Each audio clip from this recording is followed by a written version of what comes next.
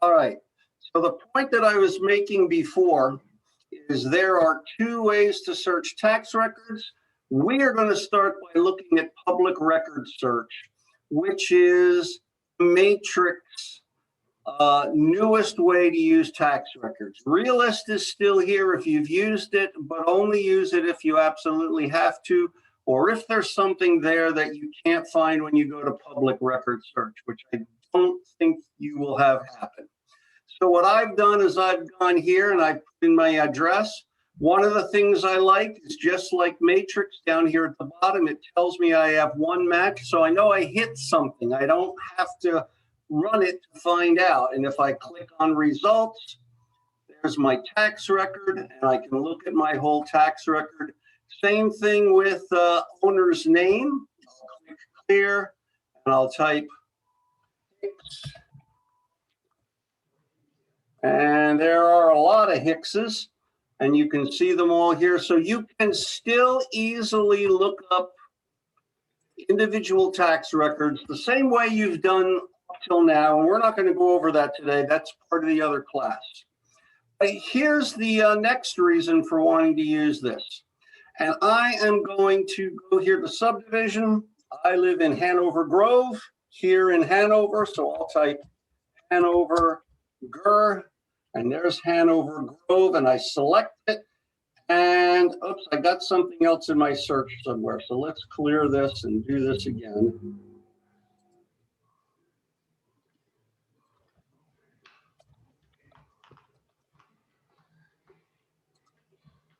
So you can see I have 231 matches. There's the results. Sorry it took so long to get it on the screen. That's just the fastest we could make it.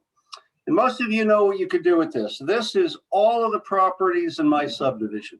So obviously, doing this search, I could farm Hanover Grove. I could start sending pieces out to these addresses and farm this.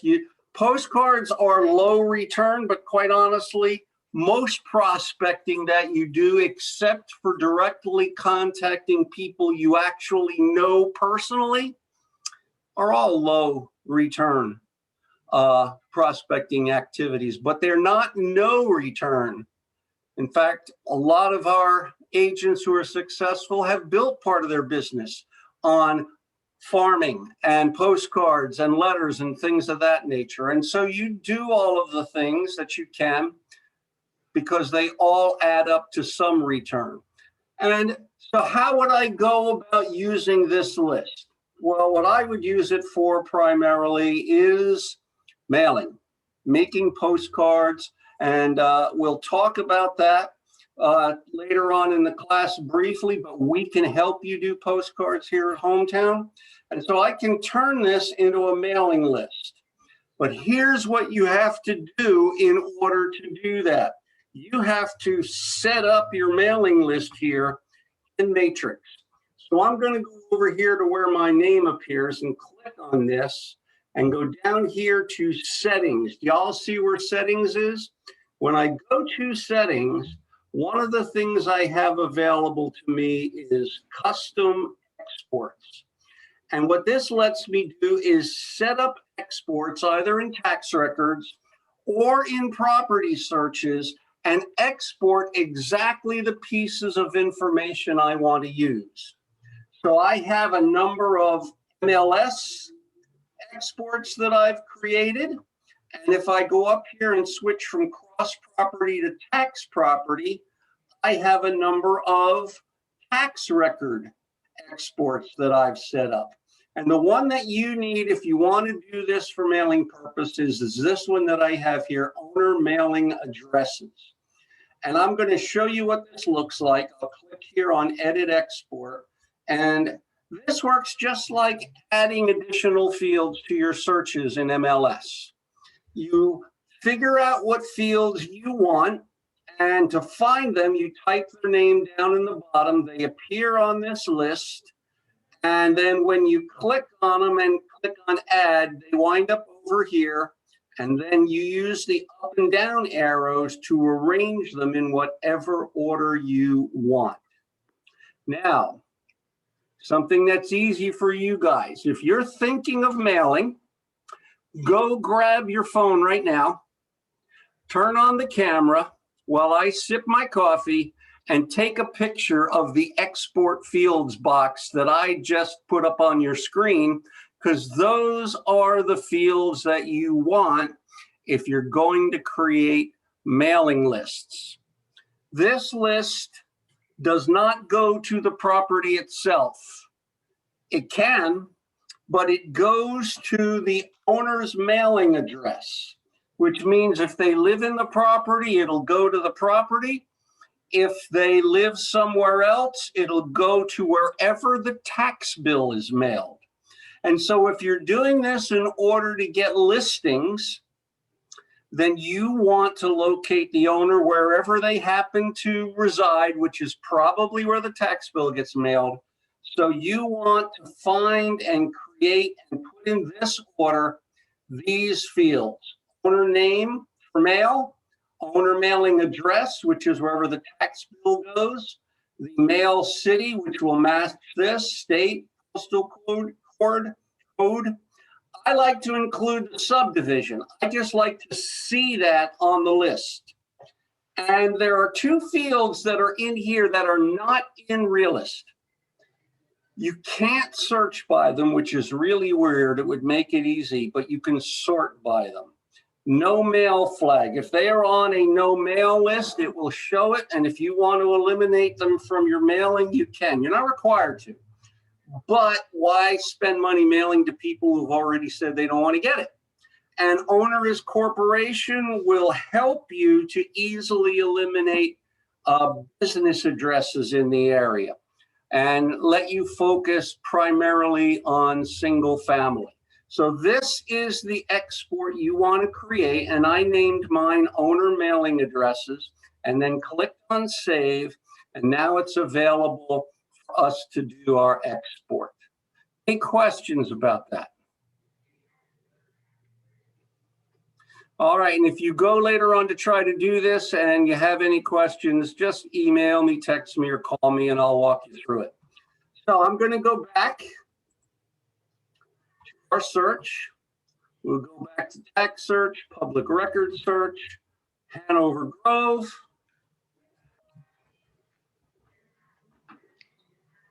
Click on it. You actually have to click on it. Now, why is it saying I only have 11 matches?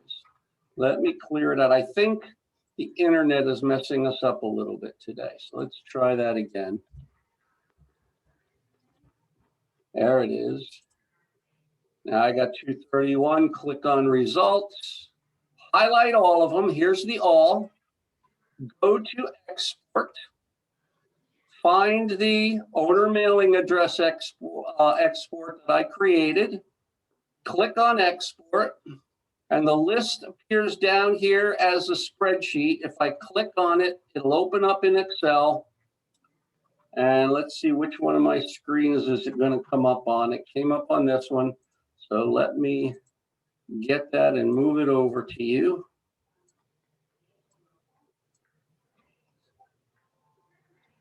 And there's my mailing list. Now let me give you a couple of Excel tips what you can do with this. And then I'll run some more searches for you. The first thing you may not know you can do in Excel is in this corner here between A and 1, if I click here, it highlights the entire list. And then if I go to one of these dividers between the two columns and click on that, double click on it, and it opens up the spreadsheet so that I can see the whole spreadsheet and all of the columns. How cool is that? Just nod, it's cool, isn't it? So now I'm going to go back here and click on owner name format. And up here at the top, we have a menu. This is a little Excel lesson for you as well. Click on data, click on this little blue and white tool with an X on it over here. It's called remove duplicates. And I'm going to unselect all the fields and only select owner name field. And if I click on OK, if there are any duplicate addresses, it removes them. So I just saved myself 63 cents. What else can I do here? Well, I do 3 more things. What I do next is I go over here to No Mail Flag. Click on the first column, go back here to Home and sort it, A through Z. And I have 2 people who say, don't mail me. I can either delete these rows, or I could delete no mail if I want to send to them anyway. That's your choice. It's not a legal requirement to not mail them, but you may not want to spend the extra money. And then I can go over here to Owners Corporation, do the same thing, sort them A through, and I can get rid of any that are owned by a corporation. What you'll often find here, here's a church. They're probably not selling. And sometimes you'll see the Homeowners Association. So I usually do remove these. They're probably not worth mailing to. So highlight them, click on delete, and I got rid of those. And now I've completed my mailing address. But here's a secret ingredient, okay? I happen to know from my experience, because I've done this for many years for many different companies, that the post office likes state abbreviations best. Your mail will arrive faster and you'll get fewer returns if the address is there. So if I go here to D and highlight it and go here to Find Select and select Replace, and in the first box, I will type Virginia. Second box, VA, and you see where it says Replace All. This is cool. Click there, and I've made 223 replacements. I've turned all the Virginias into VA. So now I save this list. And anything I can do legally with a mailing list, I now have a mailing list that I have cleaned up and is ready to be used. No duplicates, no corporate-owned properties, and you decide what you want to do with the no mails. So that's how you take a search and turn it into a mailing list in here. Now, I will also tell you, well, before I also tell you, any questions about what I just did? It's not hard to do, and I suggest you try one maybe with your own subdivision. And if you get stuck on any of the steps I just went through because you didn't write them down quick enough, give me a text or a call or an email, and I will remind you where it is. But there is one other thing that you can do with this. You don't have to do this yourself. You can ask me to do this for you. I pull lists out of tax records for hometown agents every single day. But I will tell you, the more you understand about what I'm doing, the more you'll be able to ask me for what you want and what you want to use it for. So it's still good for you to know how to do this, even if you're going to ask me to do it for you, because I don't mind, and it's pretty routine for me. But some of us like to do it ourselves, and that's how you do it. There is one other thing, and if you're not going to create a mailing list, maybe you're going to do mailing labels. So now I can go back to results here. There's the list now in the tax records. And down here under print, I can select mailing labels. These are the 5160s, the 3 across 10 up sheets that you can buy at any office supply store. And you have some choices here. You can say current resident and go to the property address. The property address, I want you to think about that. I'm going to ask you a question about that in a minute. Or it can go to and say, and go to the current resident, and go to the tax address. Or it can have the actual owner name and go to the property address. Or it can have the actual owner name and go to the tax address. And they're usually the same, but not always, if they own a property that they're not living in. or it can say current resident owner and go to either of those. You have 6 choices depending upon where you want it to go and where you want it to say. The only thing you can't do with this part that you can do in Excel, which is why I prefer Excel, is I can eliminate duplicates. I can eliminate the no mails. I can eliminate the corporate ones. You don't have the ability necessarily to do that here, or at least not easily. So those are your 2 choices for using your mailing list. Any questions? Exciting, isn't it? I mean, I can see y'all sitting on the edge of your seat. It's one of the most fascinating topics you've ever listened to. I know. Well, maybe this will make it a little more interesting. I'm going to go back to results. And this is my subdivision. And I'm going to go back here to criteria. And let's see, 231 matches, Hanover Grove. But now I'm going to go over here to last sale date. And let's see, this is 2021. So I am going to type 04/01/2015 minus. Anybody know why I did that? I now have 172 matches. You cut out anyone who bought recently. Bought since that date, right? So all of these people, their last sale date and tax records is prior to this. Anybody know what the average time is supposedly in our culture for people to sell their home? It's every 5 to 7 years. That's right, Jacob. So now I have sorted out the people who have lived there just a little too long. Don't you think, Stephanie? Yeah. And so now I can target them specifically. I don't care who they are. I don't care what the property is. And I can send them a postcard. Corel, I have a postcard. Would you like to hear about it? Just nod. Sure would. I knew you would. It's a postcard. It has an American flag waving in the background. And it says, the average time for people to sell their home and go live somewhere else is every 5 to 7 years. Your time has come. You have an obligation to the economy of the United States to sell your home and go live somewhere else. And I am just the real estate agent to help you fulfill that patriotic duty. Right? And you know what's going to happen? Dad's going to come home from work, get the mail, walk in and say, hon, we got to move, you know? But you get the idea. You're targeting them for a specific reason. You don't care who they are.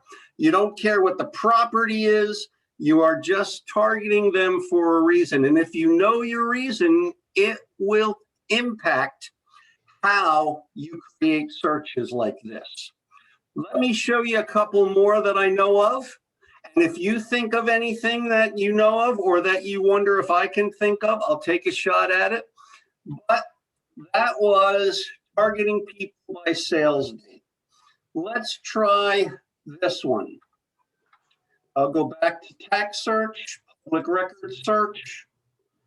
And this time I'm going to do an entire zip. I don't want to do an entire county. It's too big, too much postage. So I'll do 23111. That's where I live. And I will go over here to owner occupied. And I will say owner occupied, no. And I now have 2,253 addresses. But I am going to do one more thing. I'm going to go down here, and I always forget which one of my fields I want to use. So pardon me if I get it wrong on the first attempt. But I have added land use, category land use county, and property land use fields. You can add these fields just like you do anywhere else. So I'm going to scroll down. I think I'll recognize that I have single family residential. Oops, that's not, no, I'm in the wrong category. So let's try this one then. Single family residence. And now I have 1,832. What I did is I removed all of the commercial industrial properties. I made sure that it is a property that somebody could actually live in. But I'm going to do one more thing. I'm going to go down here to assessed improved value. And let's see what happens when I add 40,000 plus. Now I've got 1,537. I just made sure there's probably something on the property that is good enough to live in. So I've searched for the properties in 23111 that are single family, that have a structure on it, and I said owner occupied no. Why would I do that? If the owner doesn't live there, who might live there? Renters. A tenant. Could I want to contact tenants and say, owning a home right now is cheaper than renting, which, by the way, is the truth. I got my son out of his rental and got him into a home out in Kennington and King William and saved him a couple of $100 off his monthly cost because his mortgage, including taxes, is lower than his rent was. So I can target properties that might have tenants. Is every property going to have a tenant in it? No. But with 1,500 of them, am I likely to reach a lot of tenants? And I could do a dual purpose. I could say, because with this one, I wouldn't send to the owner's mailing address. I would send this to the property address. And to answer, but if you did it the other way, you could reach to the investor. well, you still might.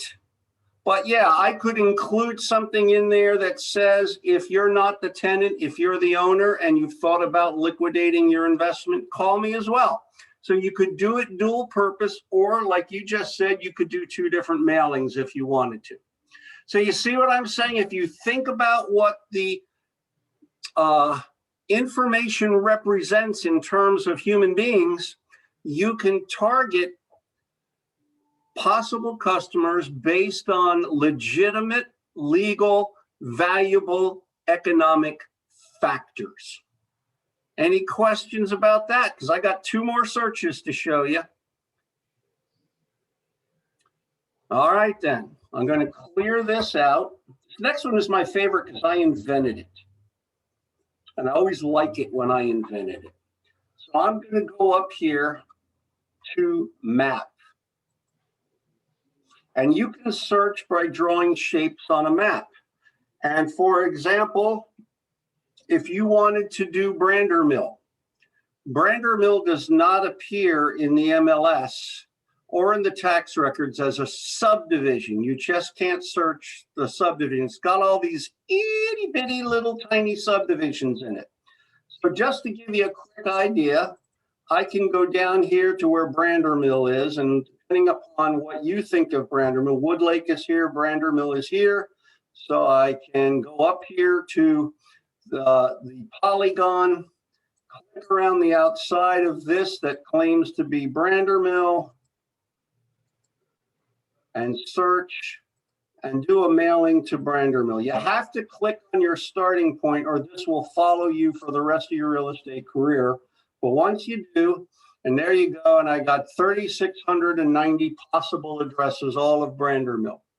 Now, if you happen to work in this area and this is something you want to do all the time, you can go down here to save it. You can save it, call it something like, I don't know, let me see. How about Brander Mill? And then every time you want to do a search in Brander Mill, you just call up your Brander Mill search and run it. But that's not the search I actually wanted to show you. So I'm going to take this off of here. Click on the little red dot, delete the shape. What I wanted to do is go up here. I wanted to go up here above the James River. We're crossing the James River. Don't panic. I know you don't do that around here, but we did it successfully. We crossed the James River. And so there's 295 and 65 and Short Pump. And here is an area known as Wyndham. Anybody ever been to Wyndham?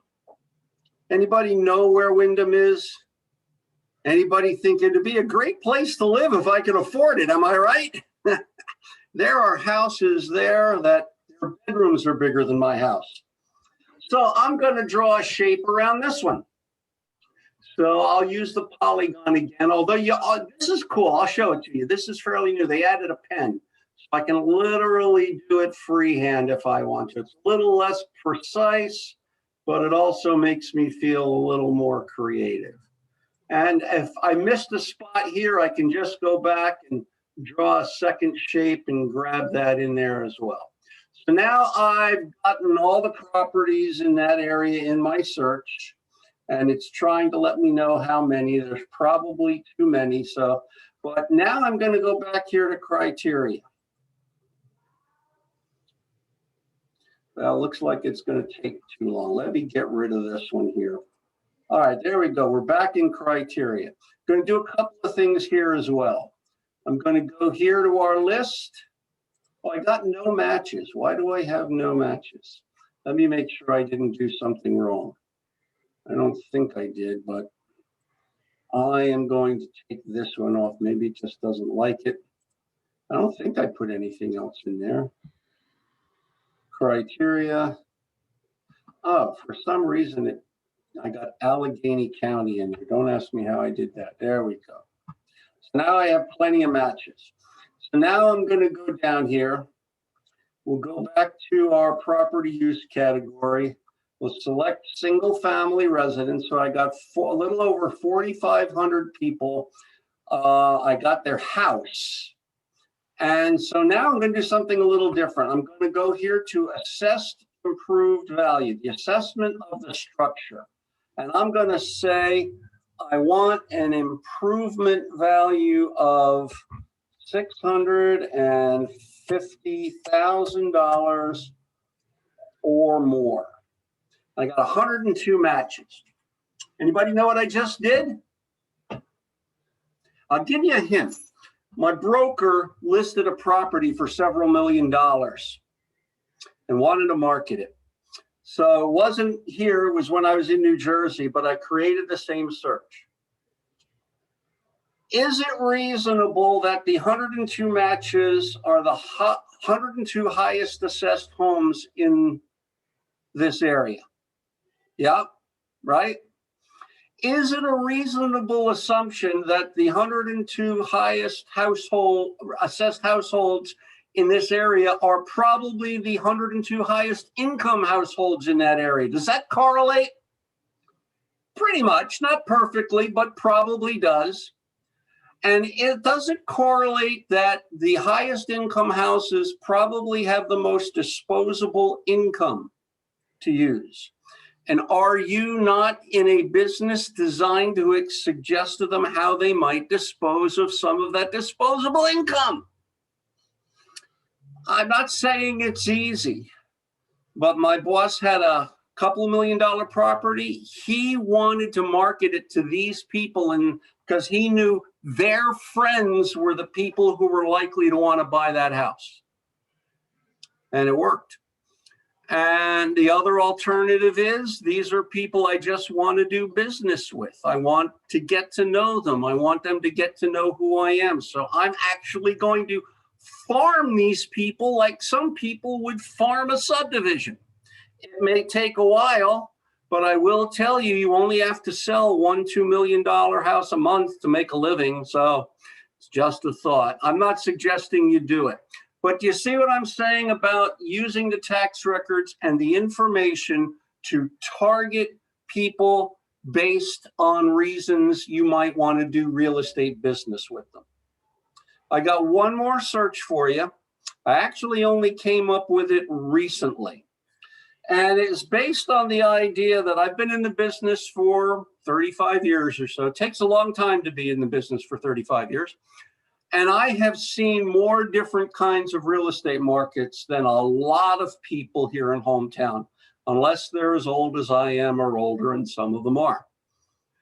And one of the things I've known is that no matter what the market is like, there are ways to do business in that market. You just need to think about what the characteristics of the market are and how you might take advantage of those to generate business. Not always easy. I know that makes it sound simple, but I got to tell you, people do business in every real estate market, no matter what it is like. So here's one more search. I'm going to go back to clear. We're going to clear this out completely. And let's see, this time I'm going to stick with Hanover. Actually, I think I'll do this with a map too. I just got a great idea. Jacob, you have a buyer. And the buyer wants to live in my area. I'm sure it's because I live there and you told them that, and they just said, you know, if it's good enough for John Hicks, gotta live there, right? Makes sense. And so I'm going to go here and zoom in a little bit. See, make sure I'm looking at where I am. There's Bell Creek, Pole Green. And so I live right around here. I'll zoom out a little bit. Now, here's the problem. Your guy wants a particular kind of house. And all the houses are selling, aren't they? You have the houses selling within a day of going in the MLS. How many houses have you missed so far, even though you offered full price cash or over? 10, right? Just nod. Yes, Jacob.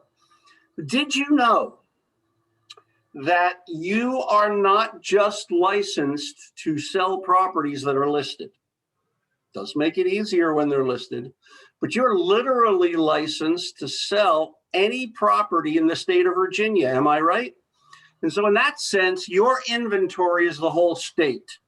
So I'm going to zoom out here because I'm going to do a particular search. And so we're going to search this area here.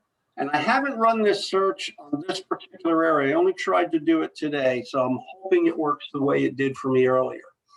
I'm going to take the pen and we're just going to draw a circle around this area. Okay, that's where they said they wanted to live because I live here and they want to be near me.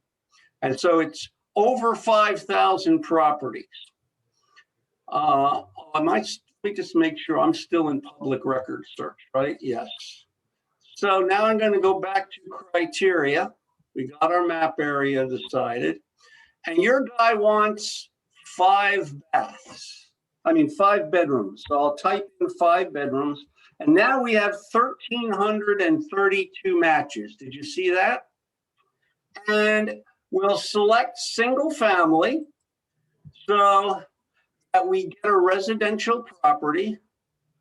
And you can add any of these other categories here. So I'm going to go here to stories. He wants a 5-bedroom, 1-story house. We're down to 63 matches.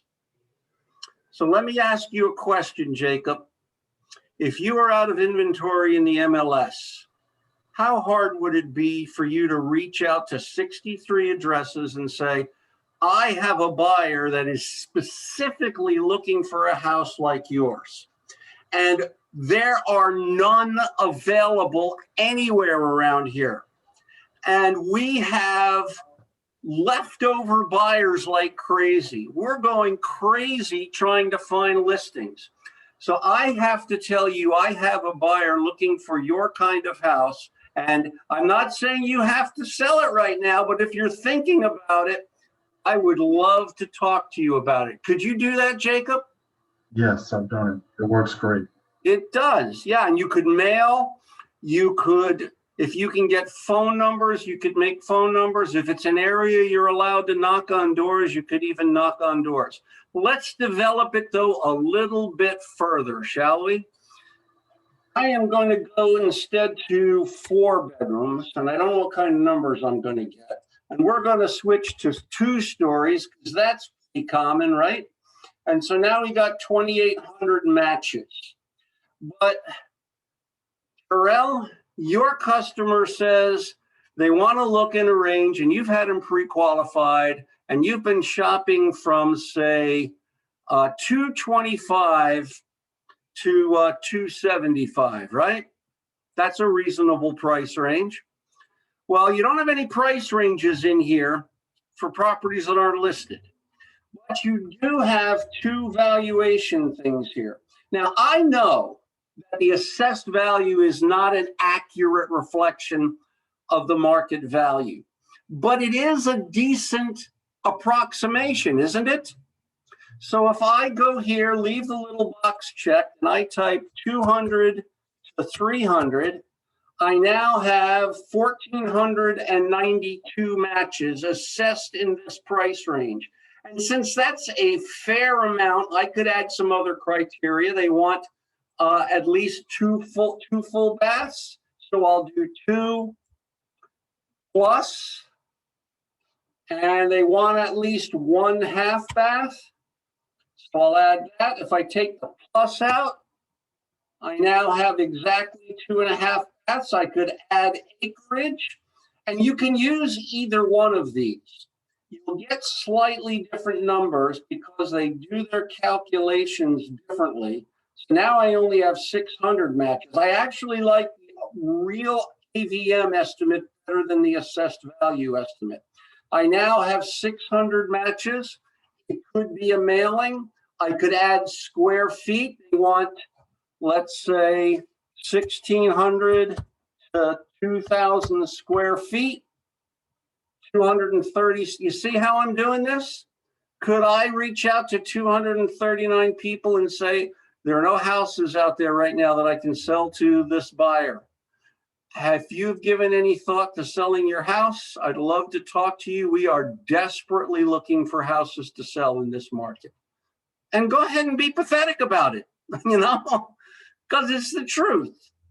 So that's the searches I wanted to show you. This is a new one for me, and it seems to work great. What it takes is thinking about what information these fields represent and how to use it to find the people and the properties that you are looking for. Because I'll tell you what, if you get one listing out of this, it's going to sell in a day. And it's worth the work it takes. It's all low response stuff, but everything we do in this area is low response, except talking directly to people that we know. And so you do all of these different things, and a bunch of low response things adds up to a reasonable response at some point. You do them regularly and repetitively and faithfully, and you will get results. So that's what I have for you today. I hope there were some new things in there that you hadn't thought about or seen before. And it looks like our internet connection held up, so that's good. Any last quick questions? All righty then, give me 1 second here. I am going to turn off the recording.